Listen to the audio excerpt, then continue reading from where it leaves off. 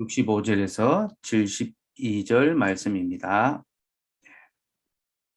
시편 119편 65절에서 72절 말씀, 우리 같이 읽겠습니다.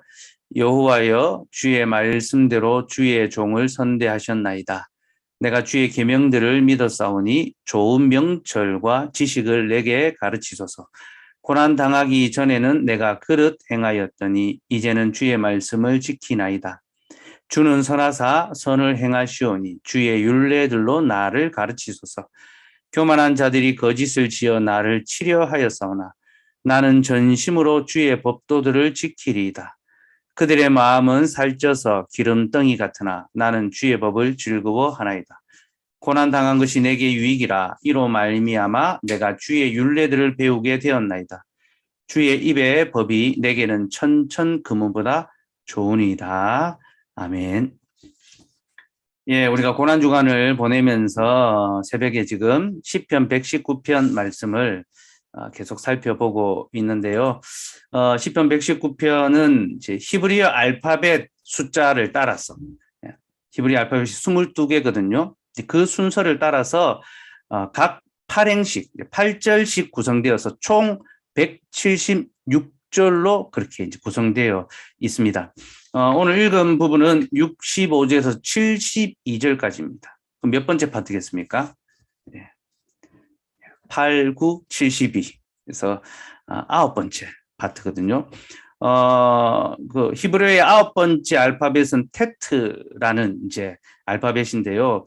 오늘 본문에는 테트로 시작하는 단어가 8번 나옵니다. 8번 나오는데 그 중에 6번이 좋다, 선하다라는 그런 뜻으로 사용되고 있습니다. 65절에 보면 주의 종을 선대하셨나이다. 선하게 대하셨다. 이 좋다라는 것이고요. 66절에 좋은 명철과 지식을, 우리 교회 명철 형제가 있는데 좋은 명철, 여기서 이제 좋은이라는 말, 그리고 68절에 주는 선하사 선을 행하시오니, 두 번 나오죠. 선하시고 선을 행하시니. 71절에 고난 당한 것이 내게 유익이라. 이 유익이다라고 할 때 좋다라는 뜻입니다. 72절에 천천 금은보다 좋으니이다. 이렇게 6번이 이제 좋다, 선하다라는 이제 그런 이제 뜻으로 쓰이고 있는데요. 시인이 좋다고 하는 것은 세 가지로 요약해 볼 수 있습니다. 첫 번째는 하나님이 좋다라고 하고요. 두 번째는 말씀이 좋다라고 하고, 세 번째는 고난이 좋다라고 그렇게 말합니다. 먼저 하나님이 좋은 것부터 한번 볼까요? 시인은 하나님을 선하신 분, 좋으신 분으로 그렇게 이제 묘사하는데, 그가 이렇게 말하는 것, 곧 하나님이 좋으시다라고 말하는 것은 하나님께서 그에게 복을 베풀어 주셨기 때문입니다. 자, 65절 한번 읽어볼까요? 시작. 여호와여, 주의 말씀대로 주의 종을 선대하셨나이다. 자, 하나님께서 주의 종, 곧 나를 선대하셨습니다. 선하게 대해 주셨습니다. 은혜를 베푸셨습니다. 그래서 하나님을 선한 분으로 그렇게 이제 고백하고 있는 거죠. 근데 여러분, 지금 시인이 처한 현실이 어떠합니까? 우리가 오늘 아침에도 이 시인의 형편을 살펴보았죠.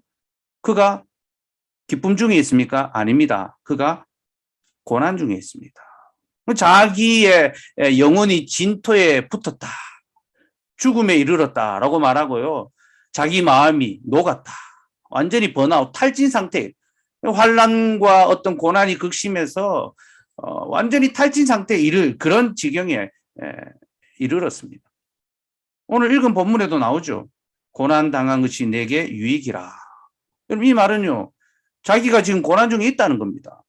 고난 당한 것이 내게 유익이다. 여러분, 시인은 지금 고난의 시기를 보내고 있습니다. 근데 그는 하나님을 향하여 주께서 나를 선대해 주셨습니다, 그렇게 말하고 있죠. 그럼 이 말은요, 어떻게 이해하기가 어렵습니다. 왜냐하면 선을 베푼다라는 것은요, 복을 베푸는 것이지 고난을 주는 것이 아니기 때문입니다. 그렇죠? 고난을 주셨는데 하나님 나를 선대하셨습니다라고 그렇게 말하지는 않습니다. 그렇죠? 여러분, 일반적으로 사람들이 신을 찾는 것은요, 그 신에게 복을 받기 위해서입니다. 인생이 잘 되고 사업이 형통하며 자녀가 복을 받기 위해서 신을 찾아가고 빕니다. 그죠? 그리고 자기가 빌었던 것대로 자기 인생이 잘 되면 신이 나에게 복을 베푸셨다, 선을 행하셨다, 그렇게 말하죠. 그죠? 그게 일반적으로 사람들이 신을 찾는 그런 어떤 이유입니다. 그럼 시편 4편 6절 말씀을 한번 볼까요? 시편 4편 6절, 우리 같이 읽읍시다. 시작. 여러 사람의 말이 우리에게 선을 보일 자 누구뇨 하오니 여호와여 주의 얼굴을 들어 우리에게 비추소서. 여러 사람의 말이 우리에게 선을 보일 자 누구냐? 그러니까 우리에게 복을 베풀 자가 누구냐? 사람들이 막 묻는 겁니다. 우리에게 복을 베풀어 줄 신이 누구냐? 그러니까 시인이 그는 바로 여호와다. 그래서 여호와여 주의 얼굴을 들어 우리에게 비추소서, 그렇게 말하는 거죠. 근데 여러분, 여기서 시인이 말하는 어떤 그 복, 그 선은요, 사람들이 일반적으로 생각하는 그런 어떤 복과는 좀 결이 다릅니다. 7절도 한번 볼까요? 4편 7절. 읽읍시다. 주께서 내 마음에 두신 기쁨은 그들의 곡식과 새 포도주가 풍성할 때보다 더하니이다. 여러분, 지금 시인은요, 우리에게 선을 보일 자, 곧 복을 베풀 신이 누구냐라고 할 때 여호와 하나님이다라고 말한 다음에 주께서 내 마음에 두신 기쁨은 그들의 곡식과 새 포도주가 풍성할 때보다 더하니이다라고 말하고 있습니다. 여러분, 이 말이 무슨 뜻입니까? 많은 사람들이 자신의 곡식과 새 포도주의 풍성함을 위하여 신을 찾는다는 겁니다. 그걸 선이라고 부른다는 겁니다. 사업이 잘 되고 인생이 잘 풀리고 하는 것마다 다 형통하게 되는 것, 그게 신이 자기를 선대하는 것이라고 생각하고 그런 신을 저마다 찾아간다는 거죠. 그런데 성경은요, 우리 여호와 하나님의 선은 그런 것이 아니라고 합니다.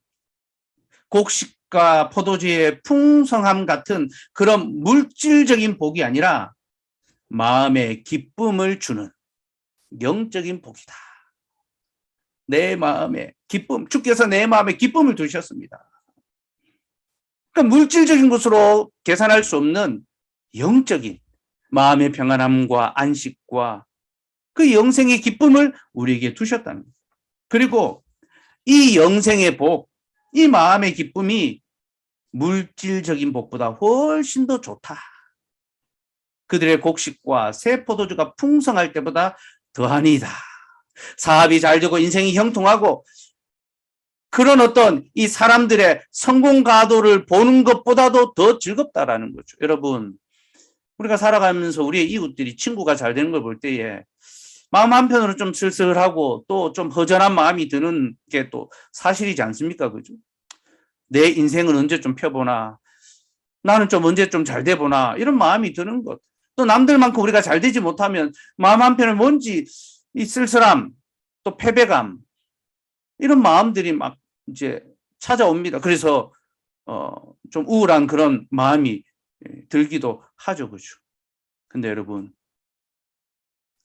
우리가 소망하는, 우리 하나님께 주시는 복은 그런 물질적인 곡식과 새 포도주의 풍성함과는 비교할 수 없는 진정한 마음의 기쁨, 참된 안식, 영생의 복이라고, 나는 이것이 더 좋습니다라고 그렇게 시편 4편의 기자가 노래하고 있는 것입니다. 오늘 119편의 이 저자도 똑같은 것을 말하고 있습니다. 그는 비록 지금 고난을 당하고 있지만 이 고난과는 비교할 수 없는 영혼의 참된 기쁨과 안식을 얻었습니다. 그래서 주께서 나를 선대하셨습니다. 비록 내 인생은 박복하고 내 인생은 불통하고 내 인생은 어려움 중에 있고 힘들지만 주께서 내 마음에는 평안을 주셨으니 영생을 아는 기쁨을 주셨으니 주께서 나를 선대하셨습니다. 그렇게 고백하는 거죠. 여러분, 하나님이 우리를 선대해 주심이 무엇을 통하여 드러납니까? 내가 계획하던 일들이 잘 풀리고 삶이 형통하면 그것이 하나님이 나를 선대하셨다라고 고백하는 그런 증거가 됩니까? 만약 그렇다면요, 우리는 하나님을 이방의 다른 신과 똑같이 취급하고 있는 것입니다. 우리도 그들처럼 곡식과 새 포도주의 풍성함을 위하여 하나님을 찾는 것과 다를 바가 없습니다. 여러분, 하나님께서 우리를 선대해 주셨다라는 것은요, 우리가 죄로부터 자유함을 얻고 마음의 안식을 얻고 영생의 기쁨을 누리는 것, 그것이 바로 하나님이 우리에게 선대해 주셨다라는 것의 증거입니다. 그러니 우리 안에 구원의 확신과 이 믿음의 기쁨이 있다면 주께서 나를 선대하고 계시구나, 그렇게 아시기 바랍니다. 그런데 여러분, 우리가 이 영생의 기쁨, 이 마음의 참된 안식을 무엇을 통하여 얻습니까? 말씀의 깨달음을 통하여 얻게 되죠. 그렇죠? 하나님의 말씀이 우리 속에서 깨달아질 때, 그때 우리는 참된 안식, 참된 기쁨을 누리게 되는 겁니다. 아우구스티누스가 그걸 얻었지 않습니까? 하나님의 말씀이 그의 안에서 깨달아질 때 그는 진정한 안식, 참된 진리를 만나게 됐던 것입니다. 66절 말씀 한번 볼까요? 66절 같이 읽읍시다. 시작. 내가 주의 계명들을 믿었사오니 좋은 명철과 지식을 내게 가르치소서. 자, 시인은 하나님을 향하여 좋은 명철과 지식을 내게 가르쳐 달라라고 그렇게 고백하고 있습니다. 여기서 명철과 지식을 가르쳐 달라는 것은요, 말씀을 깨닫는 지혜를 달라는 것입니다. 하나님의 말씀을 깨닫는 지혜. 그것이 참으로 좋사오니, 좋은 명철이라고 하죠. 하나님의 말씀을 깨닫는 이 명철과 지혜가 내게 좋다. 뭐보다? 곡식과 새 포도주의 기쁨. 내가 인생의 어떤 성공과 잘됨보다도 주의 말씀을 깨닫는 것이 더 기쁘고 좋다라는 겁니다. 여러분, 하나님의 말씀을 깨닫는 것은 그렇게 좋은 것입니다. 예전에 제가 이제 SLP 간사람 청년사회 갈 때 우리 학생들하고 밤이 늦도록 말씀을 강론하며 하나님의 복음의 이 비밀을 풀어주면요, 우리 학생들이 듣고, 목사님 너무 좋습니다. 간사님 정말 좋습니다. 여기 다 그 증인들이 지금 다 이 화면에 있습니다. 우리 성규 형제는 대박이다. 지금 성규 형제 있죠, 그죠? 대박이다. 막 감탄사를 막 연발하고 막 그랬습니다. 그 말씀을 깨닫는 것이 너무나 기쁘고 감사한데, 근데 어느새 우리가 말씀을 깨닫는 이 즐거움은 별것 아닌 것처럼, 하나님의 말씀을 깨달아 알고 그것을 마음에 새기는 것은 마치 그렇게 대단한 것이 아닌 것처럼 느껴지고, 그저 어떤 취업이 되고 시험에 합격하고 사람을 만나고 재산이 늘어나고 삶이 윤택해지는 것, 그런 것들을 더 바라고 기뻐하고 즐거워하며 살아가고 있는 것은 아닌지 우리를 스스로를 돌아봅시다. 우리의 구하는 복은요, 곡식과 새 포도주의 기쁨이 아니라 하나님의 말씀의 한 구절을 깨달아 알므로 우리 영혼의 참된 안식과 기쁨을 얻는 것, 바로 그것입니다. 그래서 여러분, 교회에는 참으로 좋은 명철이 있습니다. 제가 이 말을 하려니까 자꾸 명철 형제가 자꾸, 명철 형제 좋은 형제입니다. 지금 새벽마다 같이 이제 교회에 와가지고, 이제 교회에서 이제 새벽 기도회 하고 끝나면 저하고 아침 먹습니다. 제가 한 번은 저기, 그 맥도날드 가서 이제 맥모닝 같이 먹었고, 또 오늘은 떡을 같이 먹었고, 우리 주일에 남겨주었던 떡을 이제 같이 먹고, 오늘도 저녁도 같이 먹고, 자꾸 아침 저녁 같이 먹으니까 이제 식구가 된 것 같더라고요. 여러분, 혹시 그 기도회 때 교회 오시면요, 같이 밥 먹으러 가겠습니다. 오십시오. 토요일 한번 도전해 보시기 바랍니다. 숙현 형제 한번 대구에서 토요일 네, 교회에는 좋은 명철이 있습니다. 하나님께서 깨닫게 하시는 그 진리의 말씀을 가르치시고 우리에게 알게 해주시는 좋은 명철과 지식이 있으니 여러분 이 명철과 지식을 세상의 어떤 부유함과 성공보다도 더 귀하게 여기고 이것을 놓치지 마시기 바랍니다. 오늘 시인이 바로 그것을 우리에게 강조하고 있습니다. 그럼 70절 말씀도 한번 볼까요? 70절 같이 읽읍시다. 시작. 그들의 마음은 살쪄서 기름덩이 같으나 나는 주의 법을 즐거워하나이다. 이야, 어떻게 이렇게 참 정확하게 이 팩트 폭행이라고 하죠. 그죠? 곡식과 새 포도주를 즐거워하는 자들은 몸과 마음이 살이 쪄서 기름덩어리와 같습니다. 비대해지는 거죠. 그죠? 이런 마음이 기름덩어리처럼 비대해지면요, 둔감해집니다. 그 양심이 화인맞게 되고, 죄에 둔감해지고, 하나님의 말씀에 대해서 느슨해지고 나태해집니다. 그죠? 근데 시인은 뭐라고 합니까? 나는 먹고 마시는 것보다 주의 법을 더욱 즐거워하나이다. 그들은 먹고 마신 것을 탐하여 그 마음까지 살쪄서 기름덩어리가 되어버렸으나 나는 주의 법을 더욱 좋아하나이다. 여러분, 먹고 마시는 것보다 주의 말씀을 더 좋아하셨으면 좋겠습니다.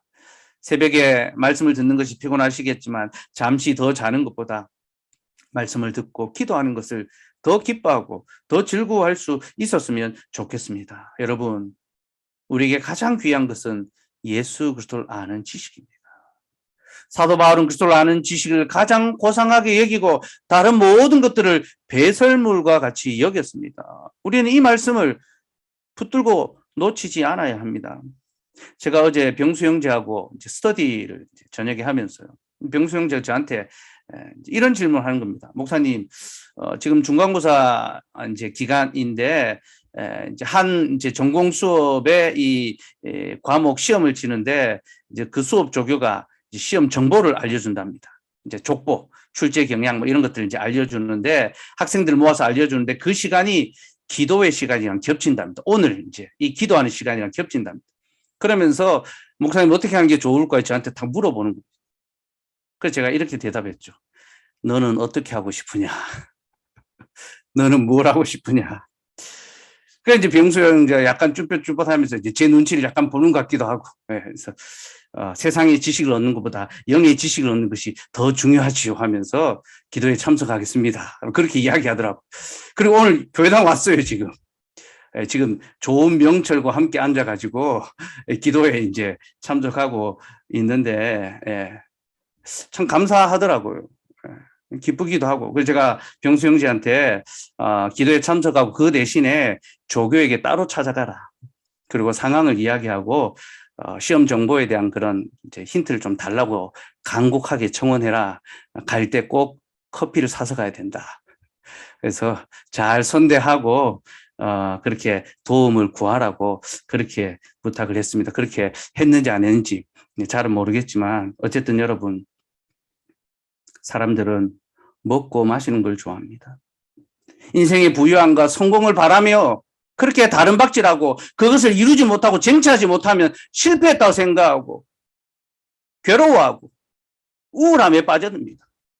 남들처럼 살고 싶고 남들처럼 먹고 싶고 남들처럼 즐기고 싶은데 그렇게 못하면 무슨 인생에 큰 문제가 생긴 것처럼 우울감에 빠집니다. 그럼 요즘 우리 시대는 얼마나 먹는 것의 어떤 시대입니까? 먹방이죠. 그죠? 유튜브든 뭐 인스타그램이든 온통 좋은 데 가서 비싼 데 가서 맛있는 걸 먹은 사진을 이렇게 올리고 그러면 또 나도 가봐야 됩니다. 그죠? 안 가보면 나만 못 가본 같은 그런 마음이 듭니다. 그죠? 자꾸 우리가 그런 것들로 말미암아 어떤 인생의 즐거움을 확인하려고 그렇게 그게 이 시대의 가치인데 어느새 우리도 거기에 스며드는 거죠. 그죠? 서서히 영향을 받으면서 우리도 누리지 못하면 갖지 못하면 우울한 그런 어떤 불행한 삶을 사는 것처럼 그렇게 생각하게 됩니다. 그러나 여러분, 우리가 구하는 복은 그런 것이 아닙니다. 영생에 관한 교훈을 하는 바로 그 지식이 우리가 구하는 참된 복입니다. 여러분, 참된 복은요, 우리에게 잠시의 즐거움을 주는 것이 아니라 영원한 즐거움을 주는 것입니다. 또 참된 복은 우리의 어떤 외적인 것을 바꾸는 것이 아니라 우리의 내적인 것, 곧 우리의 마음과 영혼을 바꾸는 것이 진정한 복입니다. 그러니 주의 말씀을 더욱 사모하며 그 말씀을 통하여 영생의 지식을 얻는 것을 기뻐하고 즐거워합시다. 하나님의 말씀이 깨달아질 때에 그것이 내게 얼마나 감사한지, 얼마나 기쁜지, 내가 오늘 한 구절의 말씀을 깨달아 알았으니 이제 내가 더 바랄 것이 없다. 기뻐하며 즐거워하며 주께서 나를 선대하셨나이다. 내 인생은 비록 박복하지만 주께서 나로 말씀의 부유함을 맛보게 하셨으니 나는 부유한 자입니다. 나는 만족합니다. 그렇게 기뻐하며 살아갈 수 있으면 주께서는요, 우리에게 영생의 지식을 주기 위하여 사용하시는 영생의 지식을 주시기 위하여 사용하는 방편 도구가 있는데요. 그게 바로 고난입니다. 71절 말씀 한번 봅시다. 71절. 고난 당한 것이 내게 유익이라 이로 말미암아 내가 주의 율례들을 배우게 되었나이다. 시인이 뭐라고 말합니까? 내가 하나님의 율례, 구원의 지혜를 배우게 되었는데 무엇을 통하여? 고난을 통하여 배우게 되었다. 그래서 고난이 내게 유익하다, 좋다. 고난을 좋아하는 사람은 아무도 없습니다. 다 고난이 피해가기를 바라고 고난이 오지 않기를 바라죠. 끝나기를 바라죠. 그러나 시인은 고난이 좋습니다. 유익합니다. 그렇게 말합니다. 왜냐하면 그 고난을 통하여 내가 주의 율례, 영생의 교훈을 깨달아 알기 때문입니다. 또 고난이 유익한 것은요, 그 고난을 통하여 우리의 그릇된 행실을 돌이킬 수 있기 때문입니다. 67절도 한번 볼까요? 67절, 시작. 고난 당하기 전에는 내가 그릇 행하였더니 이제는 주의 말씀을 지키나이다. 여러분, 뭐라고 합니까? 고난 당하기 전에 내가 그릇 행하였더니, 잘못된 행동, 죄악된 삶을 살아갔다는 것입니다. 고난 당하기 전에는. 그러나 고난을 통하여 이제는 어떻게 됩니까? 주의 말씀을 지키게 되었다. 여러분, 고난은 우리의 잘못된 행실, 우리의 죄를 깨닫게 합니다. 그리고 고난은 우리로 하여금 그 잘못을 고치게 합니다. 주의 말씀을 따라 살게 합니다. 그래서 고난이 우리에게 유익합니다. 사랑하는 여러분, 우리 하나님께서는요, 고난과 징계라는 방법을 통하여 우리의 죄를 깨닫게 하시고 또 이것을 바로 잡으십니다. 그러면 여러분, 하나님은 왜 이렇게 하실까요? 좋은 말로 하면 될 텐데 왜 고난과 징계를 통하여 우리에게 이것을 깨닫게 하십니까? 그것은 우리가 좋은 말로 하면 못 알아듣기 때문입니다. 깨닫지 못하기 때문입니다. 왜 우리가 어린 시절에 부모님이 좋은 말로 하지 마라 하면 못 알아듣죠. 그죠? 더 합니다. 그죠? 그러다가 혼꾸녕이 나면요. 아주 혼이 나면 이러면 안 되는구나. 자기 잘못을 깨닫게 되지 않습니까? 그죠? 우리 하나님께서도 그와 같이 우리를 대하시는 겁니다. 여러분, 사람은 자기 방어 기제가 참 강합니다. 그래서 자기의 잘못을 인정하기보다는 항상 정당화하려 들고 또 남의 잘못을 먼저 지적하려 합니다. 하나님은 우리의 이런 속성을 잘 아십니다. 그래서 부모가 그 사랑하는 자녀를 징계하는 것처럼 우리를 징계하시고 고난을 통하여 우리를 바로 잡으시는 겁니다. 시인은 바로 이것을 경험했습니다. 그래서 고난당하는 것이 내게 유익하다. 이로써 내가 그릇된 행실을 고쳤으며 이로써 내가 주의 율례, 영생의 교훈을 깨달았나이다. 그렇게 고백하는 거죠. 사랑하는 여러분, 이번 주는 고난 주간입니다. 우리가 그리스도의 고난을 묵상하며 이번 한 주간을 보내고 있습니다. 또 보내야 합니다. 그럼 여러분, 우리가 고난 주간을 통하여 얻는 유익이 무엇일까요? 그리스도의 고난을 참 마음 아파하고 또 감사하는 그런 것이 고난의 유익일까요? 물론 그런 것도 있겠지만요. 여러분, 그런 것들은 그리스도의 고난이 주는 진정한 유익이라고 할 수가 없습니다. 여러분, 우리가 그리스도의 고난을 묵상한다라고 할 때요, 우리는 가장 먼저 우리가 그릇 행하고 있다는 사실을 알아야 합니다.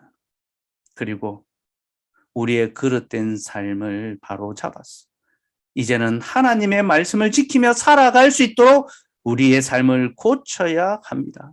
이것이 바로 우리가 고난 주간을 통하여 얻어야 될 진정한 유익입니다. 왜 그렇습니까? 우리 주님께서 바로 그것을 위하여 고난 당하셨기 때문입니다. 이사야 53장 5절 6절 말씀 봅시다. 같이 읽읍시다. 시작. 그가 찔림은 우리의 허물 때문이요 그가 상함은 우리의 죄악 때문이라. 그가 징계를 받음으로 우리는 평화를 누리고 그가 채찍에 맞음으로 우리는 나음을 받았도다. 우리는 다 양 같아서 그릇 행하여 각기 제 길로 갔거늘 여호와께서는 우리 모두의 죄악을 그에게 담당시키셨도다. 사랑하는 여러분, 우리는 다 양 같아서 그릇 행하며 각기 제 길로 갔습니다. 우리는 다 그릇 행하였습니다. 그래서 그리스도께서 우리를 대신하여 고난을 당하신 겁니다. 우리의 그릇 행한 것 때문에. 그러니 여러분, 그리스도의 고난을 묵상하면서 우리가 얼마나 그릇 행하고 살아가고 있는지를 깨달읍시다. 하나님의 영생의 교훈보다도 곡식과 새 포도주의 기쁨을 더 즐거워하며 그것을 더 바라며 살아가고 있는 우리의 그 그릇된 몸과 마음, 우리의 삶을 돌아봅시다.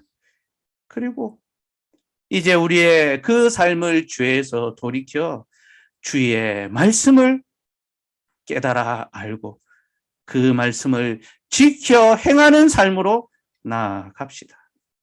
그리하면 그리스도의 고난, 그 고난은 곧 우리의 고난이 될 것입니다. 또 그 고난은 우리에게 유익이 될 것입니다. 우리는 그 고난을 통하여 하나님이 우리에게 항상 선을 베풀고 계신다. 고난이 하나님의 화가 아니라 도리어 하나님의 복이라는 사실을 우리는 깨달아 알게 될 것입니다. 우리 같이 찬송하고 기도합시다.